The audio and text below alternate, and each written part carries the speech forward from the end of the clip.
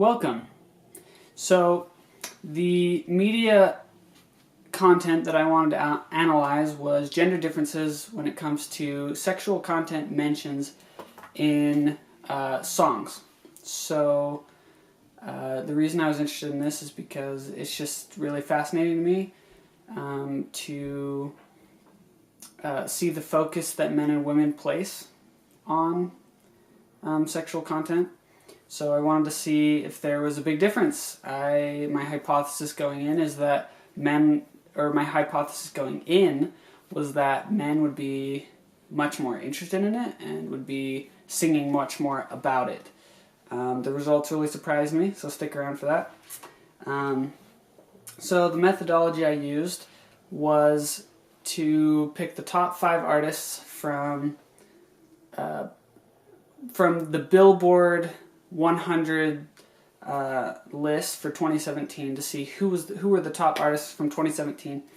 To take the first 5 men and then the first 5 women in that list. They had to be single artists, not group acts.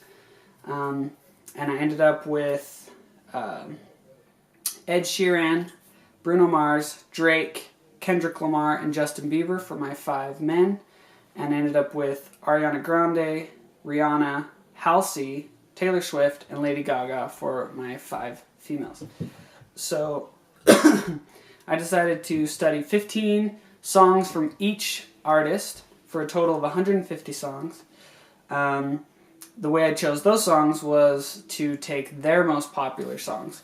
I also went back to Billboard.com to get that list of their top songs, and those that I couldn't find on Billboard, I went to Spotify and supplemented with those most popular songs. The way I coded was there was a 3-part scale.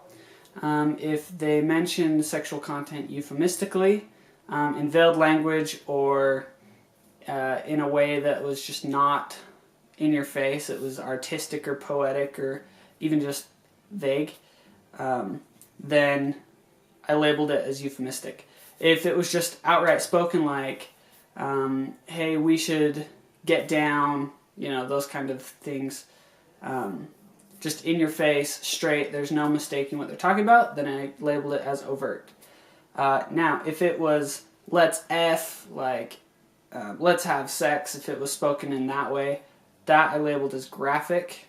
And so euphemistic, overt, and graphic, those were the 3 labels I was able to place. By totaling them up, I was able to find, by artist and by song and, by gender, who had the most sexual content and what style of content. Was it the artistic, poetic, or was it just the gross, graphic, obscene? So what I found was really interesting. First and foremost, women, the women artists that I'd chosen, outdid the men in sexual content handily. The men had a total of 638 mentions of sexual content, and women had 824, so they outdid them by about 200 mentions. What was interesting, though, is the types of sexual content that they mentioned. Men were about 4 times more likely to mention sexual content graphically, obscenely, grossly, overstated, or with profanity, whereas the women were more likely to state it overtly, so clearly, or euphemistically. So I found it really interesting that while women mentioned it more often, men mentioned it more obscenely. The winners, as far as individual artists, Rihanna had the most sexual content mentioned, at 287 mentions in her top 15 songs. Ariana Grande was not far behind at 253 mentions. And then, if we just want to keep going down the list, that would be followed by Bruno Mars, tied with Kendrick Lamar at 173 mentions. Halsey, a female artist, at 163. Drake at 149. Ed Sheeran at 93. Lady Gaga at 71. Taylor Swift and Justin Bieber tied at 50 mentions each. So the women kind of swept it handily. And I just thought that was so interesting. So as far as this fits into theories and hypotheses that we've talked about in class,